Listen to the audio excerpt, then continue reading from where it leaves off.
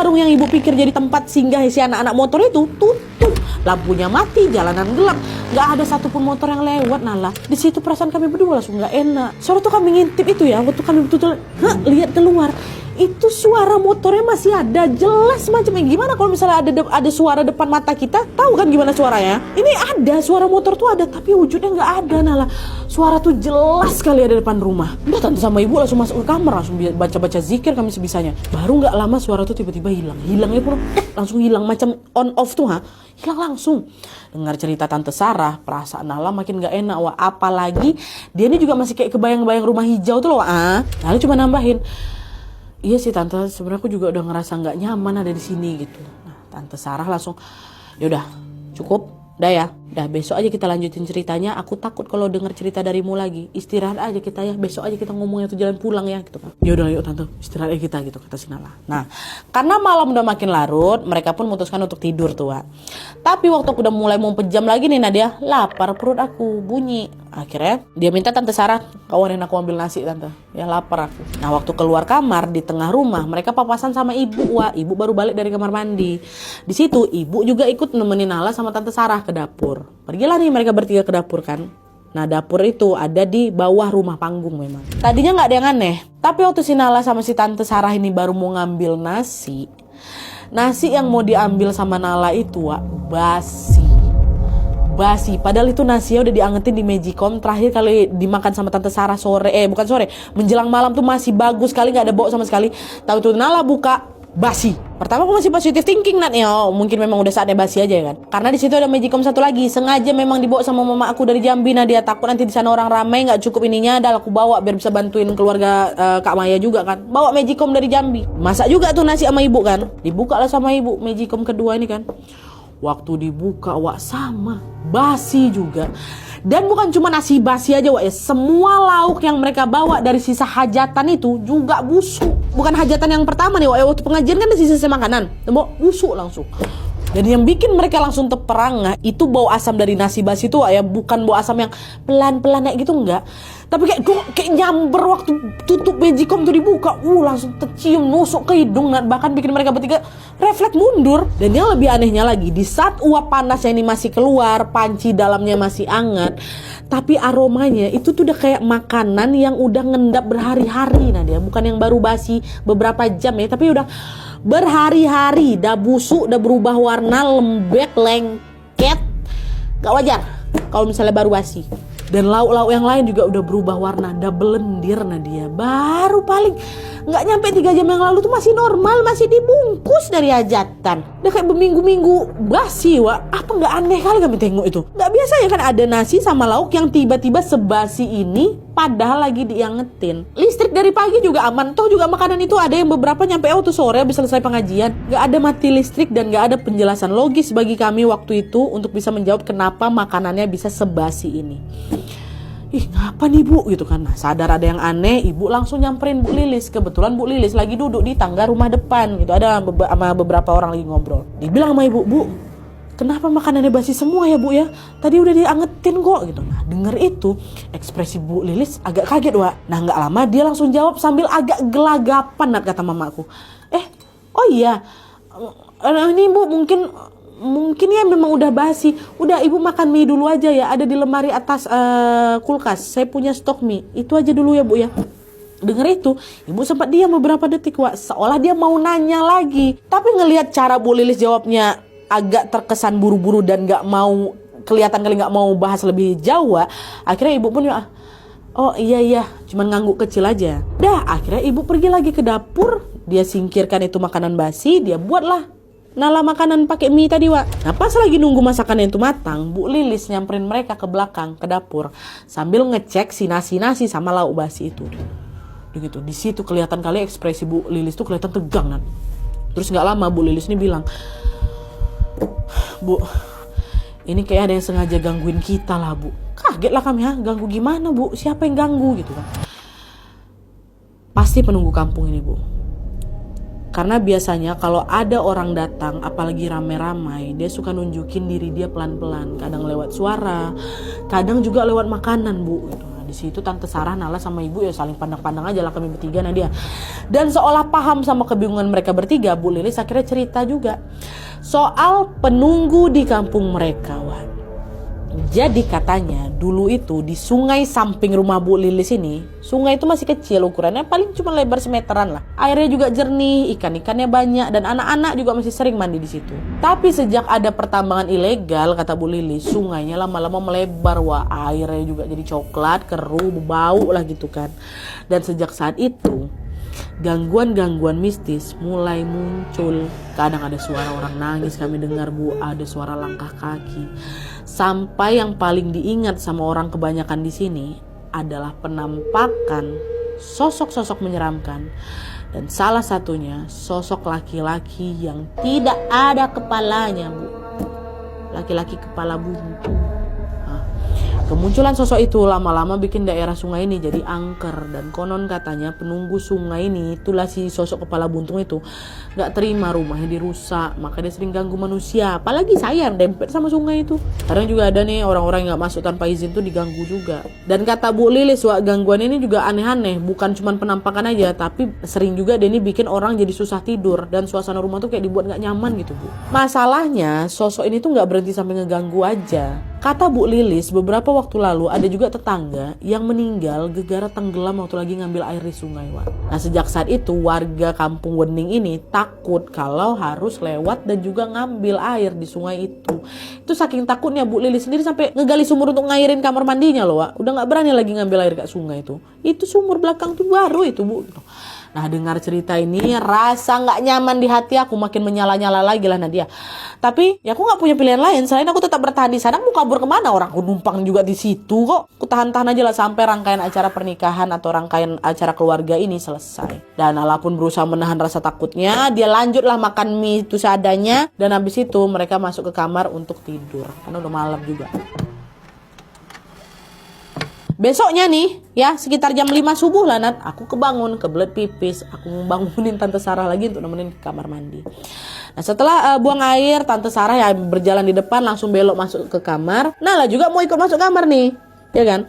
Tapi Nat, waktu aku hampir nutup pintu, pandangan Nala ini tertarik ke arah depan rumah.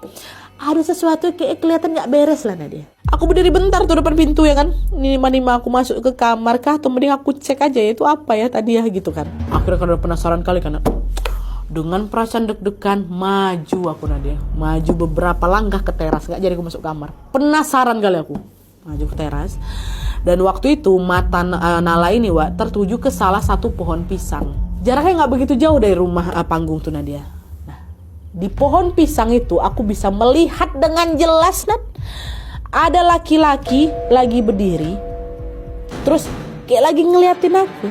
Nampak jelas sama aku mata yang ngeliatin aku karena nggak begitu jauh memang Wak. Dia nggak jalan, dia nggak gerak, dia cuma berdiri di situ. Seketika rasa penasaran aku runtuh total Nat. Ditambah lagi si laki-laki kayak gitu, astagfirullahaladzim, ya Allah, Rabbi kebayang. Langsung berlari langsung Nala masuk ke dalam kamar, gak mau dia keluar lagi. Dah, terus sekitar jam 9 pagi, udah besoknya nih, udah masuk hari ketiga ya, Nala sama yang lainnya kembalilah ke rumahnya Kak Maya untuk makan siang dan berbincang-bincang dengan keluarga besar Kak Maya lain. Jadi kayak ngebonding dua keluarga gitu lah Wak. Dan sekalian juga sama pembubaran panitia. Terus mereka juga sempat tuh jalan-jalan, diajak jalan kan keliling-keliling kampung. Barulah di malam harinya, which day malam terakhir nih, besok udah mau pulang nih Nat. Waktu mereka semua lagi ngobrol-ngobrol, udah balik di rumah Pak Haji, Bang Riki, abangnya si Nala ini, ke dapur mau makan. Ya kan, waktu masuk dapur, buka tudung saji, buka magicom, basi lagi makanan tuh. Emosi Bang Riki di sini. Ngapa sih ganggu terus ha? Cuma tinggal sehari aja kami nginap di sini, masih juga kalian berani ganggu aku. Digituin. Nah dengar abang yang ngomong kayak gitu, Nala ngerasa abang tuh lagi nantangin ini kan. Ibu juga sempat negur, Riki jaga mulut kamu. Kita bukan orang sini loh Nak, jangan sembarangan kau ngomong. Riki cuma langsung diam tuh. Terus udah dilanjut masak mie lagi, muka udah masam gitu. Mungkin karena lapar, bukan emosi ya bang aku. Nah nggak lama dari itu rombongan keluarga yang tadi juga pergi ya juga lagi ada di luar, pulang juga ke rumah, satu-satu masuklah itu istirahat semua kan. Dan rumah panggung ini pelan-pelan jadi sepi. Nah pas semua orang ini lagi tidur, tiba-tiba Bang Riki teriak, Wak. Gitu kencang kali suaranya. Satu rumah tuh bangunan dia.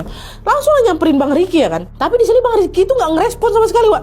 Dia masih ketiduran, matanya ketutup, badannya kaku, napasnya berat, mulutnya kelihatan kebuka, kayak mau dia teriak lagi, tapi suaranya sama sekali nggak keluar. Gitu kayak jadi ketahan di tenggorokan dulu, Wak, suara keduanya.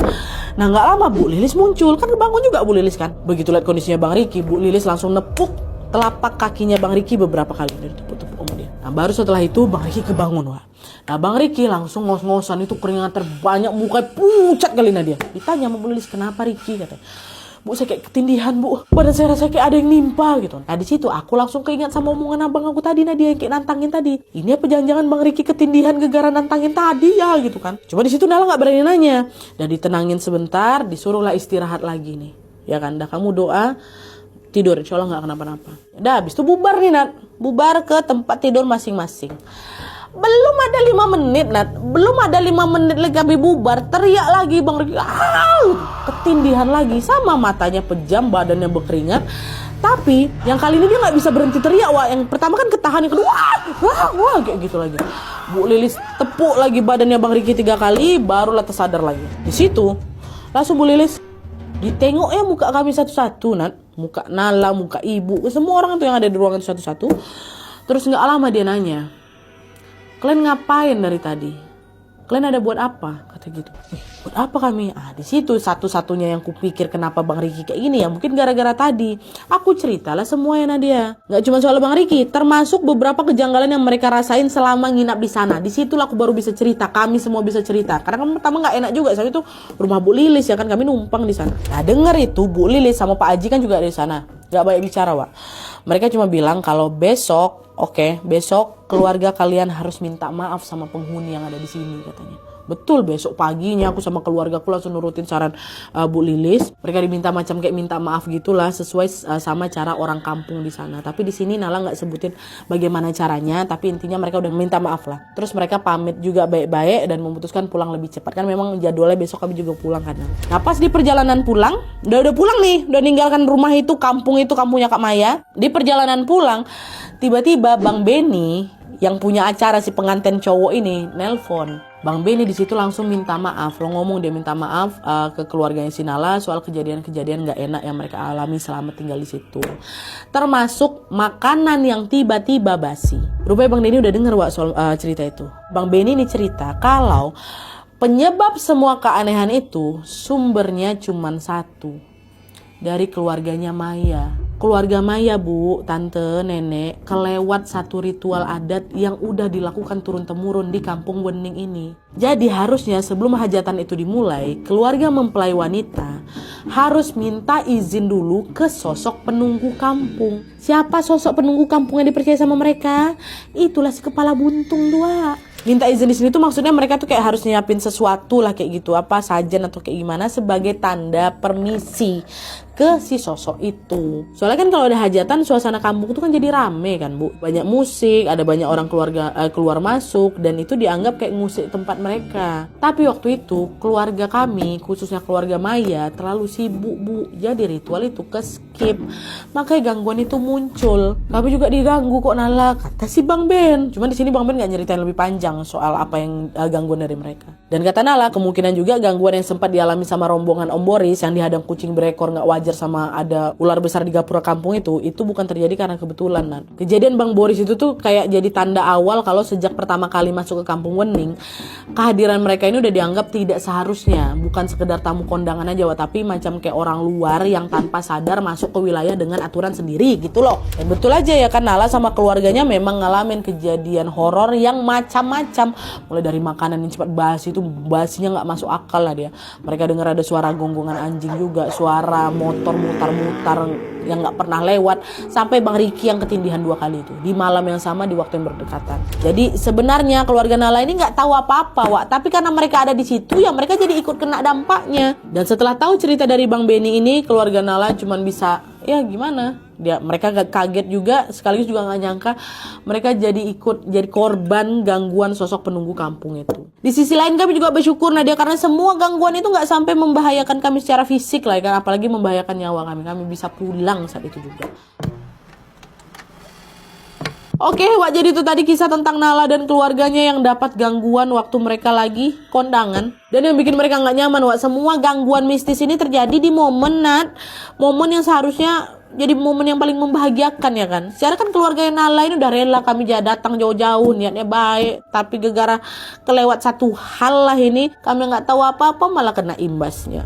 Di sini kita bisa tahu ya, kadang niat baik aja nggak cukup. Karena itu tadi ada tempat-tempat yang memang punya aturan sendiri. Dan kalau ada yang kelewat, gangguannya bisa nyasar ke siapa aja. Semoga kita selalu dalam lindungan Allah Subhanahu wa Ta'ala kapanpun dan dimanapun, Wak, ya. Amin ya robbal alamin. Oke, Wak, jadi sekian dulu videonya. Terima kasih banyak yang sudah menonton. See you next video, Wak. Bye.